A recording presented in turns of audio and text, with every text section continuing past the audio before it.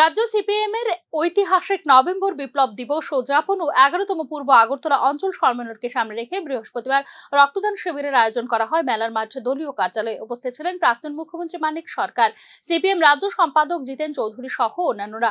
প্রসঙ্গত 107 বছর আগে রাশিয়ার মাটিতে এক বিপ্লব সংগঠিত করার মধ্য দিয়ে এক নতুন সমাজ ব্যবস্থার সূচনা হয়, যার নাম সমাজতান্ত্রিক ব্যবস্থা। এর মূল কথা হলো মানুষের উপর শোষণ, নির্যাতন ও বৈষম্যের চিরতরে অবসান ঘটানো।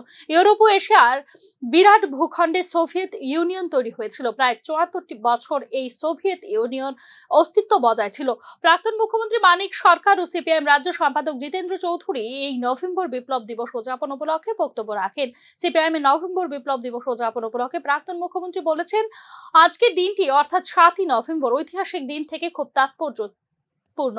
1917 সালে এই নভেম্বর চূড়ান্ত বিপ্লব সংগ্রাম সংগঠিত হয়েছিল ও এই সংগ্রাম 10 দিন একাধারে চলেছিল।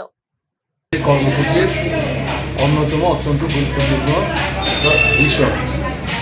আজকে যারা রক্ত ইতিমধ্যে দিয়েছেন বা দেওয়ার জন্য অপেক্ষা করছেন, তাদেরকে অভিনন্দন জানাচ্ছে এবং তাদের সুস্বাস্থ্য কামনা করছে।